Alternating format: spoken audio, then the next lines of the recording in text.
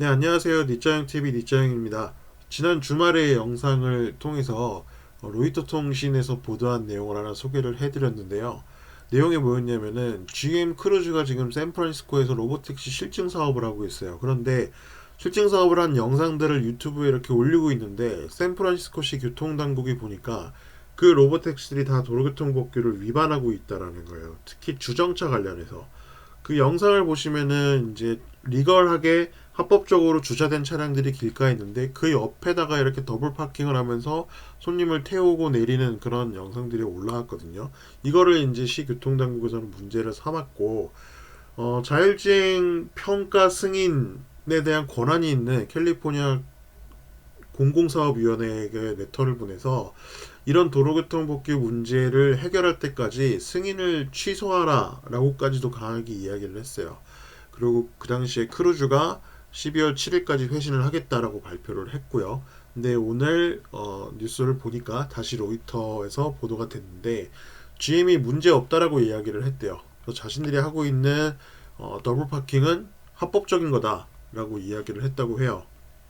그래서 그 내용을 좀 자세히 보시면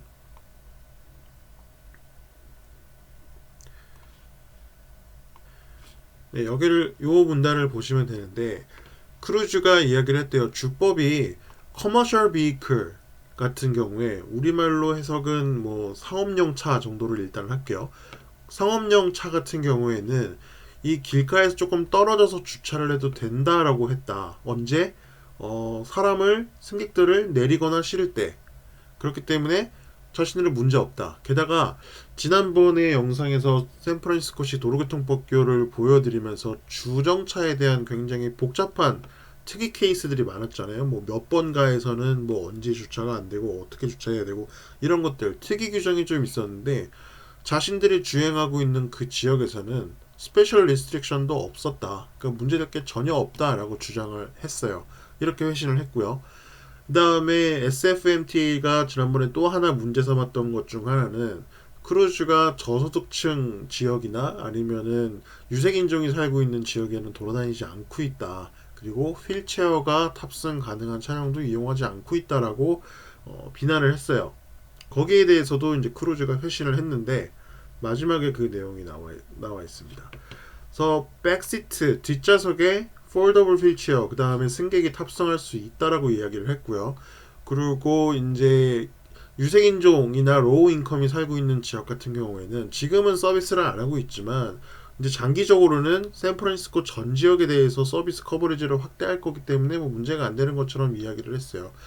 일단은 크루즈도 서면을 직접 CPUC에 보내가지고 캘리포니아 공공사업위원회에 보내서 이런 내용을 포함시켰는데 마찬가지로 찾기가 어렵더라고요. 그래서 본문을 찾아보지는 못했습니다. 일단 로이터에서 보도한 내용이 전부인 것 같고요.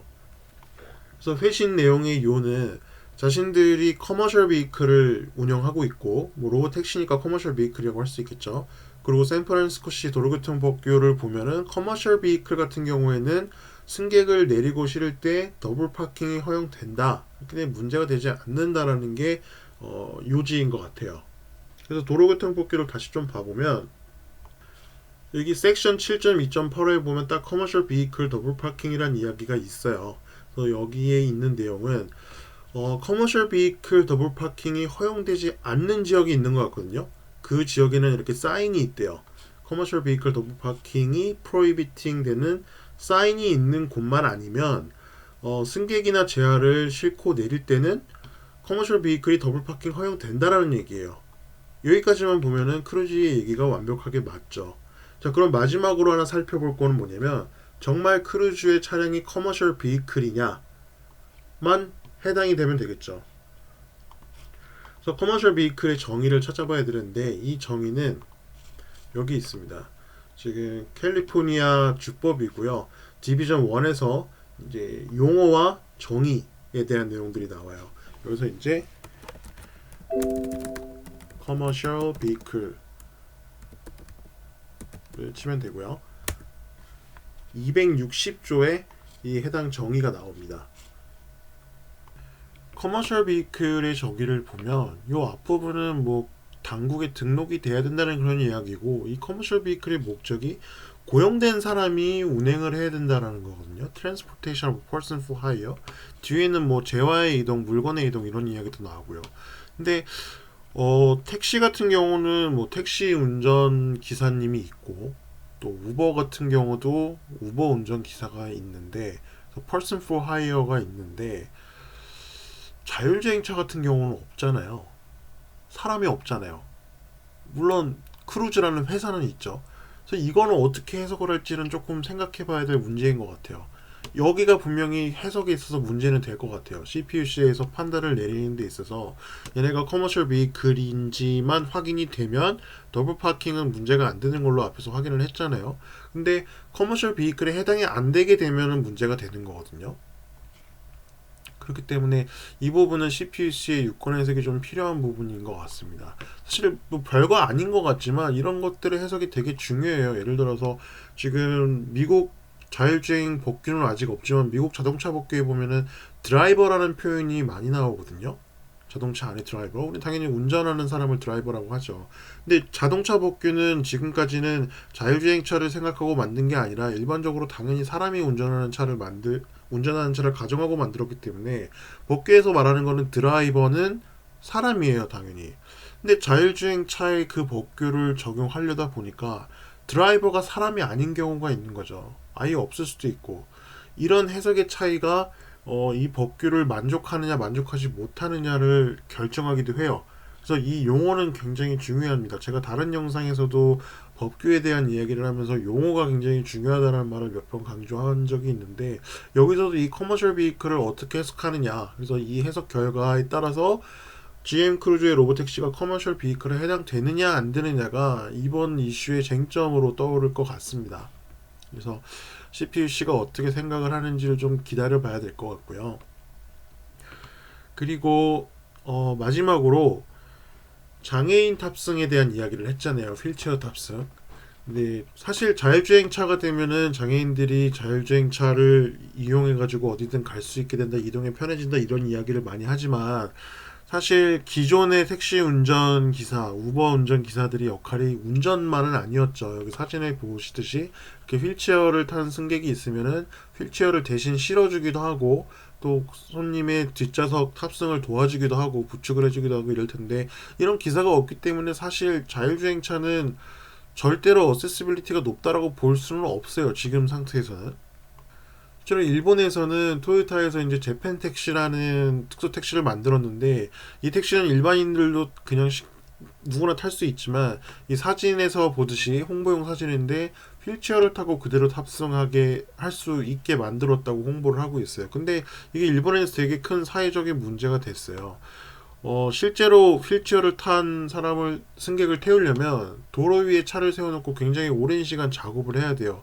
뭐 여기서 이제 휠체어를 태울 수 있는 슬로프가 내려와야 되고 뭐 안전벨트 같은 것도 채워야 되고 이런 작업들이 굉장히 오래 걸리기 때문에 이게 도로교통 흐름을 방해한다는 거예요. 그렇기 때문에 운전기사 입장에서도 뒷차량 같은 것들이 신경 쓰이고 더 그러다 보니까 휠체어를 탄 승객도 자기 때문에 이렇게 교통체증이 되는 것 같아서 그런 것들이 굉장히 신경이 쓰이겠죠.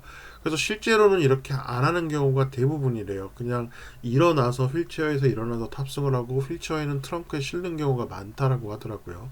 어쨌든 자율주행차는 운전기사가 없어지는데 운전기사의 역할이 주행에만 있지 않았기 때문에 지금까지 장애인 탑승자가 있을 경우에는 탑승을 도와주는 역할까지 해야 되는데 그런 운전기사가 없어졌을 때 과연 자율주행차가 어세시빌리티가 좋아지는 건가? 이거는 생각해볼 문제인 것 같아요. 그리고 최근에 또 흥미로운 칼럼을 하나 읽었는데 모셔널이라는 자율주행 기업이 있죠. 모셔널이 이제 우리나라 현대자동차와 미국의 아티브가 같이 합작회사를 만들어서 자율주행 로보택시를 만들고 있는데 여기서 어세시빌리티에 대한 컬럼이 하나가 나왔었어요. 몇 달 전으로 기억을 하는데 6월달이네요. 2021년 6월달. 여기서 재밌는 이야기를 좀 했어요. 재밌다기보다는 조금 현실적인 이야기를 했는데 밑에 보시면 장애에 대해서 정의를 했어요. Defining Disability. 그래서 이 본문을 보시면 사람들이 장애를 생각하면 보통은 완전한 맹인이나 아니면 완전히 휠체어에서 벗어나지 못하는 그런 사람들을 생각하기 마련이다 라는 이야기를 하는데, 실제로 주로 휠체어에만 의존해서 이동하는 장애 인구는 미국에서 1.4% 정도밖에 안 된대요. 근데 반면에 단지 그냥 걷기가 조금 힘들어서 보조기구가 필요한 인구가 여기에 10배는 많다는 거예요. 근데 우리는 자율주행차의 접근성을 생각할 때 휠체어만 생각하지 그냥 걷기 조금 어려운 사람들의 생각은 잘 안 하잖아요. 그래서 근데 이 인구가 훨씬 많으니까 이 인구를 수용할 수 있는 자율주행차에 집중을 해야 된다는 거죠. 그리고 시각장애인도 마찬가지인데 법적으로 시각장애로 된 그런 인구 중에서 완전히 앞을 못 보는 사람들은 15% 정도라는 거예요. 그러니까 85%는 단지 조금 시력이 매우 낮아서 일상생활이 좀 불편한 그런 분들도 많다라는 거죠. 그런 분들이 대부분이라는 거죠. 그래서 자율주행차도 완전히 시각을 잃은 중증 장애인들도 중요하지만 나머지 85%의 장애인을 수용할 수 있는 전략이 있어야 된다. 조금 현실적인 접근 방식을 가져가야 된다라고 주장한 게 이 모셔널의 칼럼이었어요. 그래서 모셔널은 이 대부분의 장애 인구에 대해서 어떤 접근성을 가져다 줄 수 있을지, 자율주행차가 그런 부분에 대해서 많은 고민을 하고 있다라고 적힌 글이었습니다.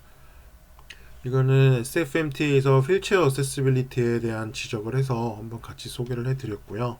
이제 크루즈가 CPUC에 레터를 보냈기 때문에 CPUC가 최종 결정을 할 겁니다. 아마 SFMTA랑 얘기해서 이 차가 커머셜 비이클에 해당되는지를 판단하는 게 일단은 우선일 것 같고요.